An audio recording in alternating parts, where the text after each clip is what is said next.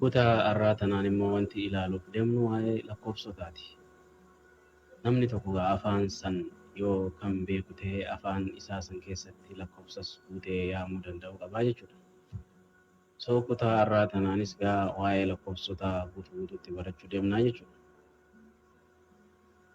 Akkuma beekamu lakkoofsi karaa lamaan yaamamuu danda'a. Akkuma agartan cardinal and ordinal number jedhama. Cardinaliin maali? Ordinaliin maali? Kan jedhamu kan waliin ilaallu ta'a jechuudha. Akka asirratti agartanitti most ordinal numbers ends in th jedha.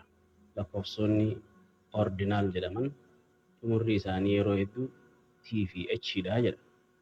Except for kanneen asii gadi malee jechuudha. Tokkorraa hamma sadii kanneen malee lakkoofsonni biraa hundinuu th dhaan xumuramaa jechuudha.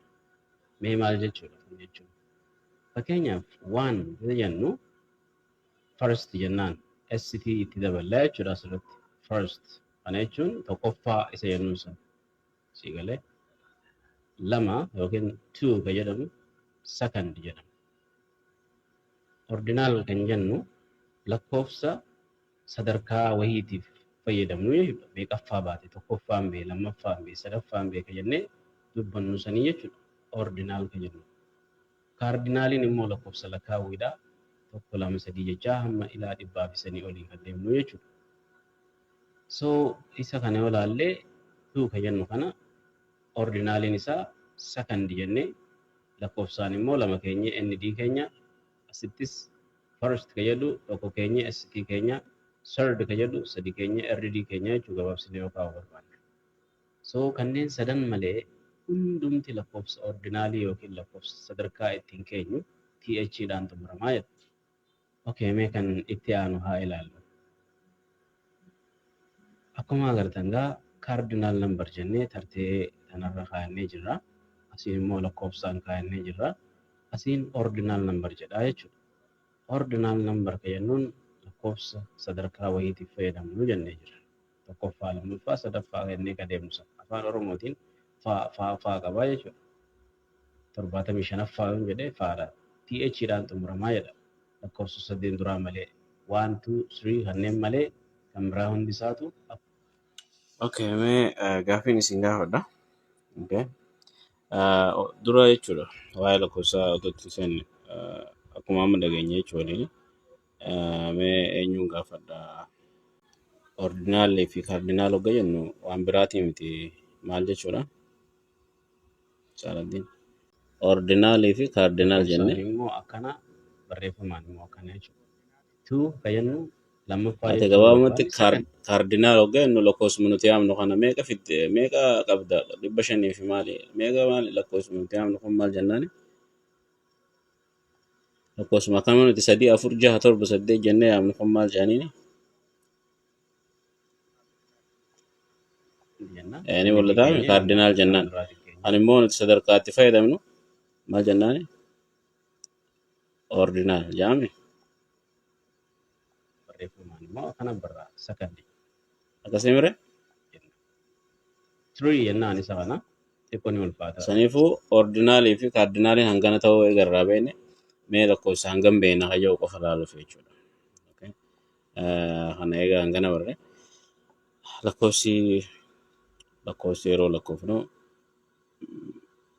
ordinaalii fi kaardinaalii ta'uu beekne saniifuu mee lakkoofsa ingiliffaa kana wala hisaabni waan akka kaalkuleeshinii wayii tokko dhufe akkamitti ibsuu dandeenya kan jedhudha.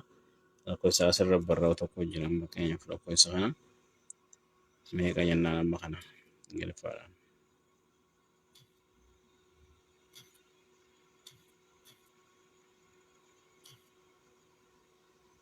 Lakkoofsi kun amma meeqa jaama ingiliffaadhaan. Akkam jenneeti ingiliffaan dubbanna mee eenyutu harka baasa?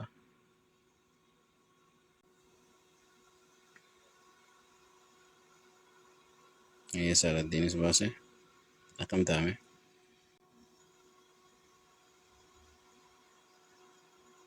Maal taata shooma shaakaluu barbaannaan seena hottu lakkoofsota banaa jira. Hayyee mee harka baastanii deebisaa mee كم تايتا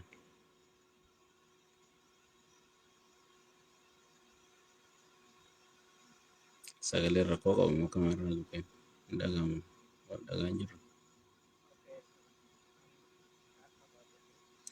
Jaame hayyaa akka baastan hayyaa.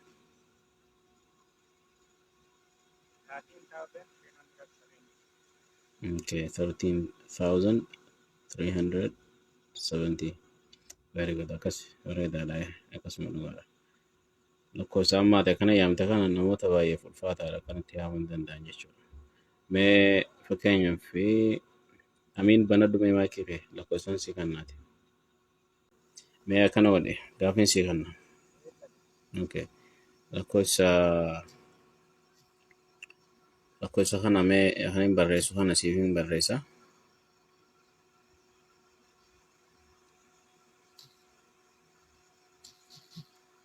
Mee lakkoofsa kana mee dubbisi Ingiliffaan akkam jettee hisaaba kana himta himi yoo siin jedhan waa bituu deemtee lakkoofsa kana akkamitti jechuu dandeessa mee?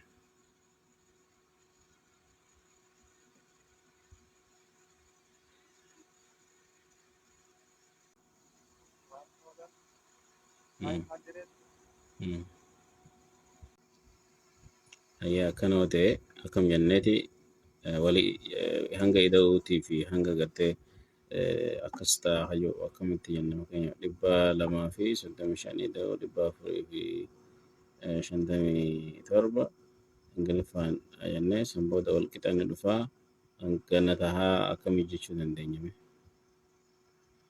yookiin immoo waluma ida'uu isaan jechuudha Ingiliffaan. Harka baastanii saala deemtu harka baasa. Namni biraa harka baasu hin jiru.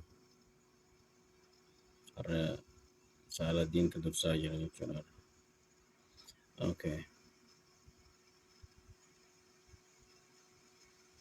Ayyee mee deebisa ayyee.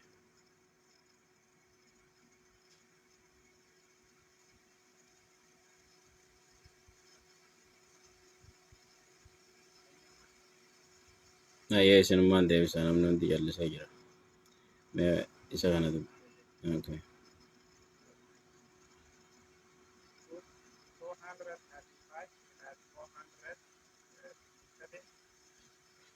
Ayyee. Wal qixa ni dhufa akaja kana is equals to jennaan miti. Yeroo kutaa herreegaa baratanii mallattoon tun immoo keenyaaf mallattoon tuni mallattoo wal qixaa jaamsanii miti afaan Oromootiin. So 235 plus 457 is equals to jetteeti eegasii walii idaate deebisaa isaa sana akkasitti keessa jechuudha. Meeqa dhufa amma kun walitti yeroo ida'ame?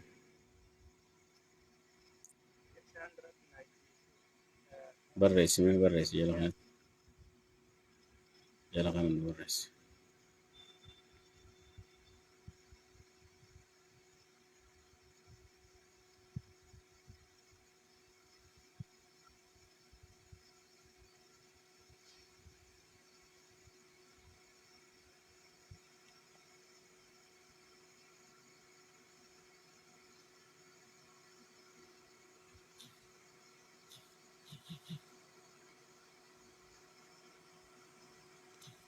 Okay.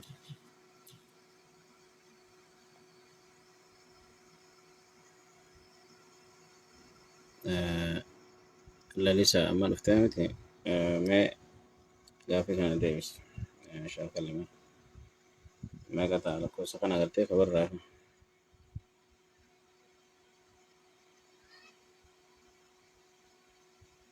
lakkoofsi sitti mul'ata maakii banadhu lalisaa maqaan kee dubbadhu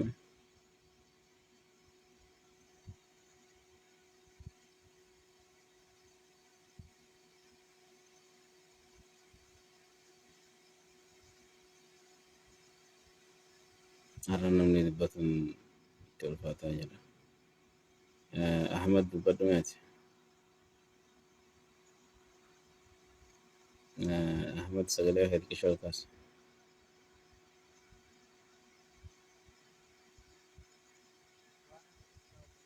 100,000 1000 jette.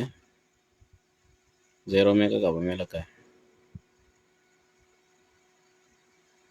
Muhammad Haji Muhammad Alfaasta jette. Zero meeqa qaba dura Ahmad odoo ati Muhammaditti hin dabarsine.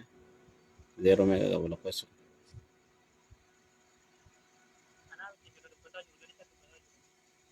Lalisaa dubbatu jira. Okay, lalisaa zero meeqa qaba lakkoofsu kun? Zero jaha qaba. 6 zeros. Okay. Saniifuu meeqa lakkoofsu kun?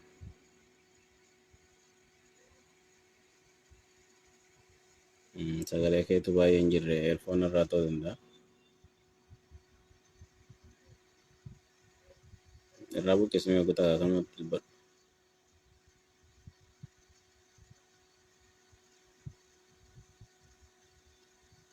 Okay.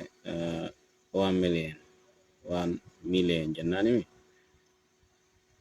Digitii 0 jaha lakkoofsi qabu. Million jechuudha. Humni dhibbi akkasii miti 100,000 jennee reefu kana ilaalle. Zero meeqa qabu sun. Akkana gooneeti sammuudha shaniin walitti akkatti warraa kun.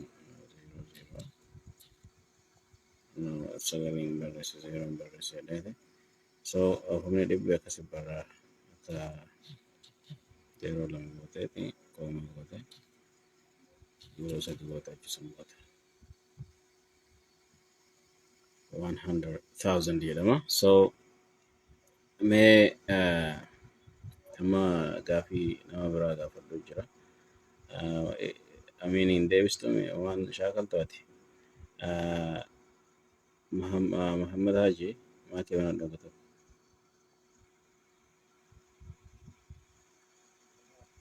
Alaikum salam. Alantana hedduu shaakalaan jettanii sagalee cufattanii taa'aa jettan. Dalagarra jirtanii? Okay. Mee Ingiliffaan akkana nu jedhi. Akkam nu jettaa? Kuma dhibba hiruu 80 jedhime Ingiliffaan.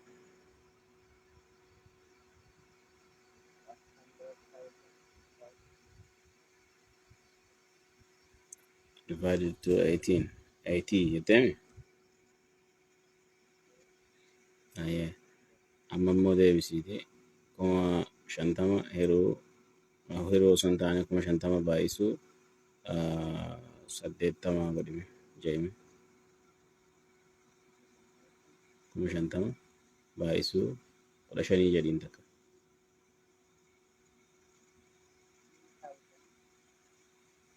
15,000.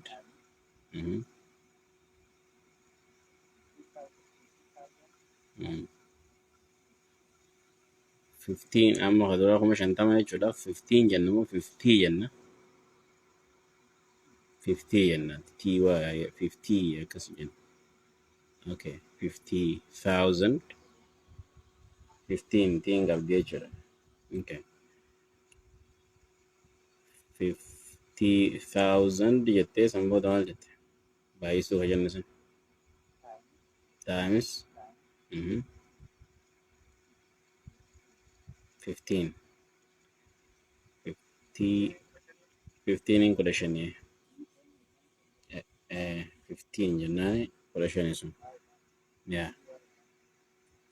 Saniifuu 50,000 times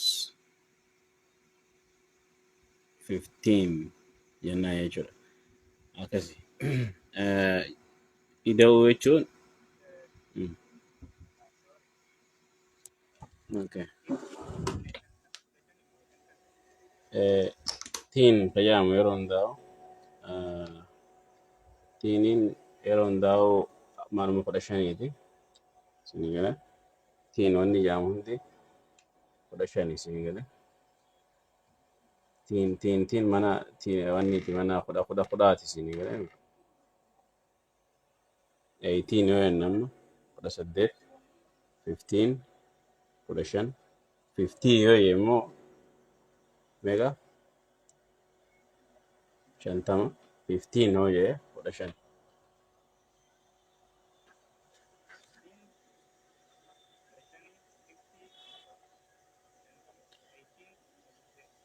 18 18 80 yoo jedhe immoo meeqa 80 wanti wal fakkaatu meeqa jira amma wanta kanaa kun hedduu jira mana 10 fi mana wannidhaa jechuudha fakkeenyaaf 17 jechuun meeqa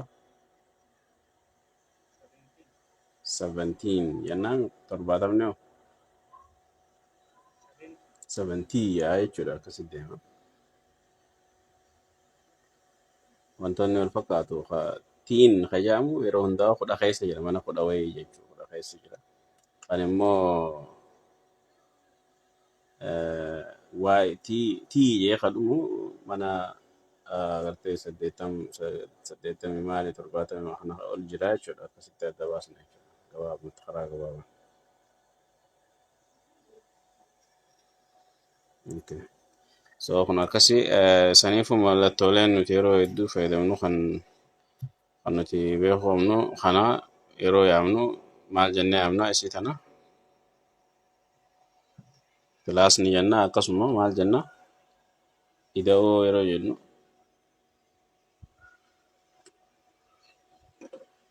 addition jennee yaamna jechuudha akkasuma. Okay. Mallattoo ida'oo waan taateef aadiidha. Aadii waan taateef additionis jennee yaamna jechuudha. Addition jennee yeroo barreessinu akkana barreessinu. Aadiidha isiin immoo keenya aad akkana yoo taatu root wordin isin. Okay. So addition jennu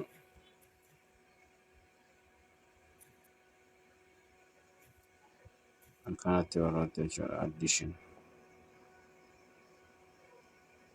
Ida'oo jechuudha.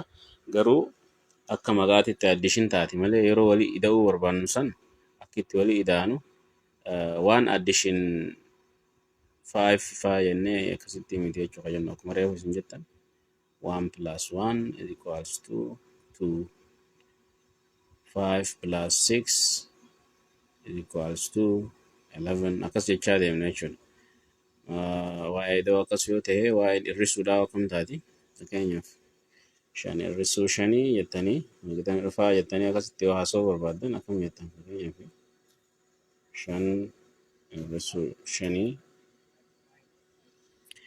maayinasiidhaan deemna maayinas jennaan maayinasuma kana subtraction jedhaniiti gizee walitti ida'uu fi hir'isuu hin taane yeroo akkamitti maqaa isiisa yaamnu hir'isuu isa yeroo yaamnu akkam jennaani akkana jechuudha akkana barbaadde subtraction kana jechuun hir'isuma jechuudha garuu yeroo calculations seennu kan itti fayyadamnu kami maayinas jenneetuma deemna jechuudha. Yookiin yeroon isii kana fayyadamnu if you subtract jedhama fakkeenyaaf if you subtract 400 if you subtract from 1 million yookiin immoo if you subtract 500 from the given amount haasoo akkasii faa yeroo haasoo maallaqa kan namirraa yoo 500 hir'iste akka jedhamu if you minus hin jettu haasoo akkasii san keessatti if you minus 500 yoo irraa 500 hir'iste faan jettu maal jetta if you subtract 500 from the given money or from 1 million this is going to be maali kas ta'uu deema hangana ta'a jettee haasoo akkasii haasooodhaaf haasoo yeroo haasoo nutti akkasitti haasofna jechuudha. Garuu yeroo calculation qofa dha'aa deemnutti immoo akka amma jenne kana deemna jechuudha.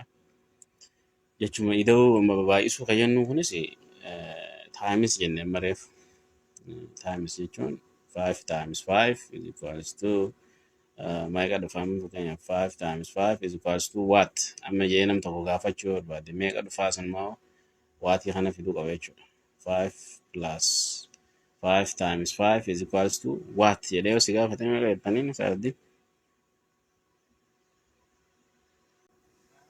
5 times 5 is equals to what?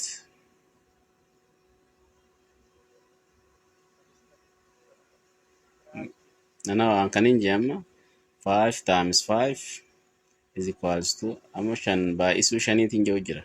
Shan baay'isuu shanii walqixan dhufamee kan jiru jira beeka. Taayimisiidhaan amma multiply tajaamu kuni amma akkuma gartee reefu hir'isuudhaaf maal jenne minus jenneeti akkasuma subtract jenne hiikaa lama qabdi. Irri sun lamaa jira jenne yeroo haasofnu akka itti fayyadamnuu fi akka yeroo calculation goonu itti fayyadamnu jechuudha. Reefu maayinasiidhaan subtraction jenneeni miti. Agartee ida'uudhaan immoo plus jennaan fakkeenyaaf ida'uun plusidha. Plusiin addition jenneen maqaan isii kabira akkasimi. Yeroo akkam fayyadamna ida'uu kayyattu sana add kayyannuun sana yeroo akkam fayyadamna fakkeenyaaf takkallee ittiin ida'in jechuu barbaadde mana tokko takkallee ittiin ida'in jechuu feete don't add anything ida'uudhaan musuma ida'uu sana don't plus jettee hin jettu ni jettaare don't plus anything ni jaama plusiin yeroo akkam fayyadamna 5 plus 5 is equals to 10 jetta jechuudha yeroo walii idaatu sani akkasi jetta garuu yommuu akka haasawaa keessa fidde maal fayyadamta bakka plus jettu san deebistee maal jetta amma kan hin jiru akkasin duraan doone plus ni barreessine plus jechuun yeroon akkasi plus kana fayyadamnu kun ida'uudhaan plusin yeroo nuti walii idaanuun jee haasawa herreegaa keessa yeroo jirrutti 5 plus 5 is equals to 10 10 plus 10 is equals to 20 jechaa akkasitti deemtami yeroo san plusii akkasi fayyadamtaa jenne plusiin tun maqaan isii tabiraa maal jenne addition jenneeni yookiin add yookiin addition jechuun tokkuma additioniin akka maqaatitti yoo ta'e addiin immoo akka verbitti fayyadamne fakkeenyaaf add jarri lachuutu tokkuma wanni isaa keessa hin jiran fakkeenyaaf addition yoo jennu adii kana kan fayyadamna akkuma isiniin jee waan takka ittiin ida'in jechuu barbaadan tokko don't add anything waan takka illee ittiin ida'in jechuu barbaadan don't add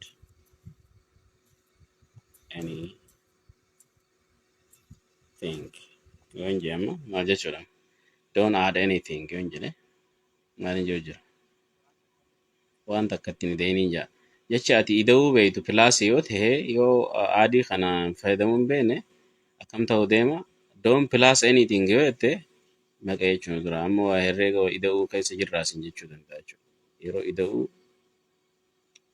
agartee calculation yeroo godhu jirru yoo ta'e plus akkasi fayyadamna jechuudha yeroo immoo deebifnee akkasi fayyadamnu haasawa keessatti don't add anything yookiin immoo add only 5 yoo jedhamu tokko shanuma qofa itti ida'e jaa plus 5 isin hin jiru jechuudha yookiin 5 plus hin jiru akkamii hin kennamu siif hin ta'u jechuudha haasawni sun siif hin ta'u maayadda shanuma qofa itti ida'e add only 5 amma fakkeenyaaf jecha adii fayyadamtee ida'uu kana add yeroo haasawnu adda taati jechuudha add only maal hin jee 5 yoo jette shanuma qofa itti ida'e kanatti jechuudha add only 5 shanuma itti ida'e dukkaana fa'aa keessatti yeroo ammoo itti ida'e jechuun plus 5 hin jettu jechuudha just add 5 yookiin add only 5 add only 2 lamatti naa ida'e waan jechuun akkasii haasawa akkasii yeroo goonu akkas ta'a jechuudha saniifuu waa'een adiidha ida'uudha jenne plusiin yeroo haasawa herreega yookiin calculation mathematics yeroo waliin akkasitti herreega san goonu plusii fayyadamna yeroo immoo haasawa normaala haasawnu waan sanii wal qabatu addition yookiin adii fayyadamna jenne akkuma sani wanniinis maqaa biraa qabdii jenne deebisne hir'isuunis maayinasiidha fakkeenyaaf maayinas jennee maayinas tuni akkanaa miti laalame maayinas jennaan isii tana maayinasiin yoo isii tana taate maqaa biraa qabdi isiin illeen akkuma sanirra akkuma reeffamu ida'uu maqaa biraa qabdu maayinasiin maali maqaan isii bira subtract jenne reefu miti subtract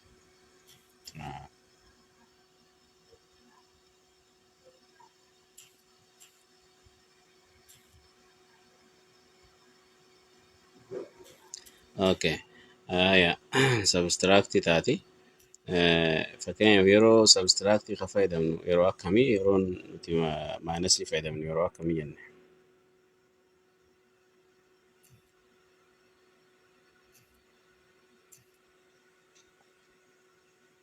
Jarri lachuutu tokkuma fakkeenyaaf maayinasiinis sabistiraaktiinis tokkuma yoo ta'e ayyee Mahammad jedhime.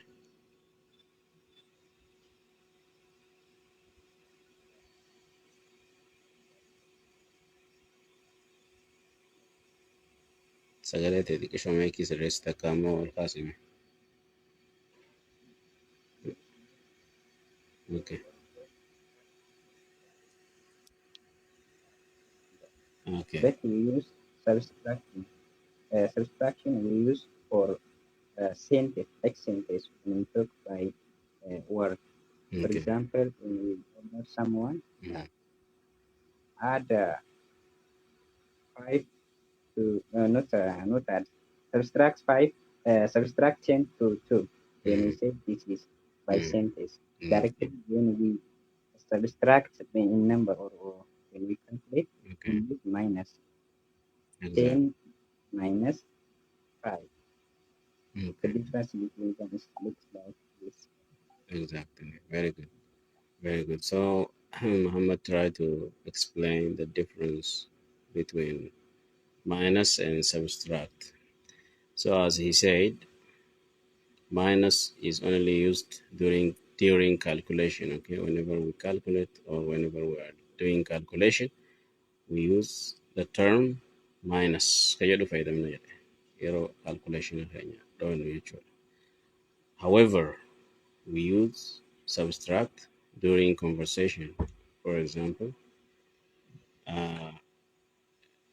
if somebody says subtract 5 from the given amount, yoo sin jedhan tokko maallaqa sii kannamirraa wanta jiru irraa jechuudha waan nuu kannamirraa subtract 5 jedha malee minus 5 jechuurra you can say subtract 5 only subtract 2 yookiin waan akkasiisin jechuu danda'a jenne that's well explained sirriitti ibsame jechuudha. Saniifuu pilaasiinis maqaa biraa qabdi maal jenne aadi jenneeni bira kunne subtractiinis maayinasiidha maqaa biraa qabdi akkasuma bira kunne amma immoo multiplicationatti yeroo dhufnu times jenna amma fakkeenyaaf reefu 5 times 5 jennee miti times jennuun times jenneeti maal jenneeni times akkana yoo barreessite. What is another name of times, Muhammad? Another name of times is multiplication. Multiplication. You can more multiply. You know. So when do we use times and when do we exactly use multiply or multiplication? Okay. Multiplication, subtraction, and addition. They are the same. Yeah. But we use we use all of them during conversation. Right?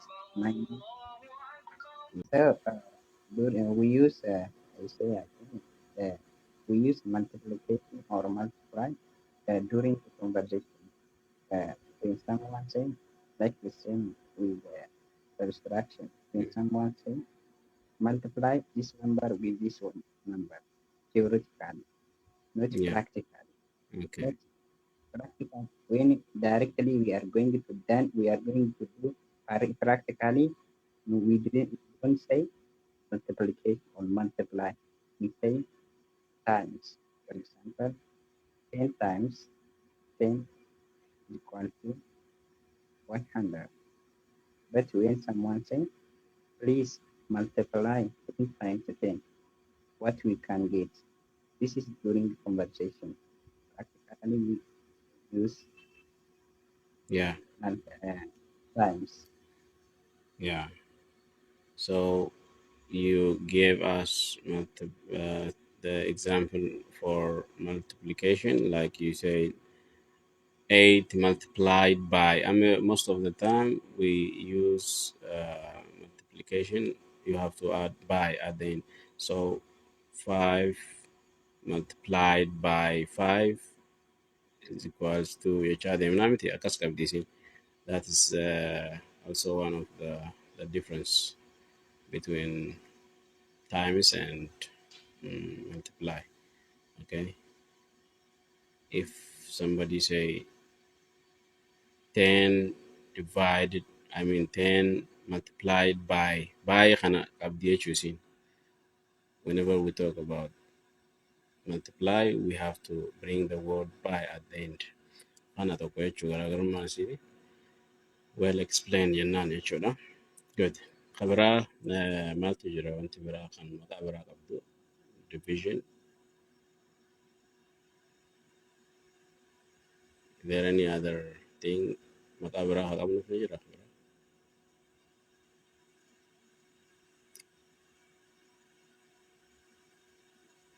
I think that's all. Walmagalatti yeroo afaan san beeknu herreega isaatis lakkoofsa isaatis akka itti ida'amuu fi akka itti baay'ifamuu fi wantoota kanneen hunda haayilaayitii isaa beekuun dirqama waan jedhuuf kutaa kana waa'ee lakkoofsaatiin wal qabsiisnee ilaaluun barbaachise. So kanaaf lakkoofsi isiniin galle yoo jiraate yookiin immoo waan fedhe waan lakkoofsaan wal qabate yoo jiraate yeroo hundaa hogaa fi namni jechuun hin galleef jechuudha. Maaliif waan lakkoofsaa kunis dirqama waan ta'eef akka kutaa takkatti yookiin seeshinii tokko ilaaluun barbaachisaa ta'ee argame isiniif ilaalle. Akkasii bareedaadha. Kutaa itti aanu waan biraa ilaallee rabbi jee. So kana fakkaata jechuudha har'aati. Yeroo waan biraatti walitti deebina. Waa'ee dividing dubbanne laakin. Dividing barreeffamni isii akkanaa miti. Divide.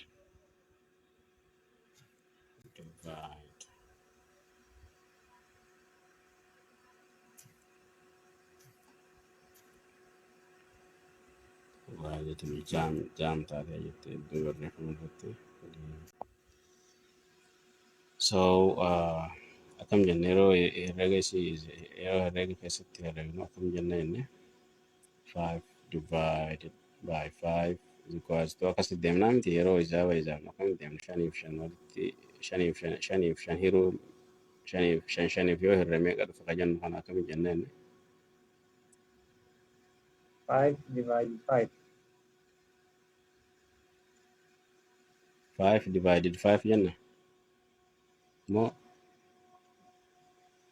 akkam jennu 5 nam 5 yoo hirre ka jennu san 5 hiruu 5 ka jennu san akkamitti jenname takka yaalame irra deebi.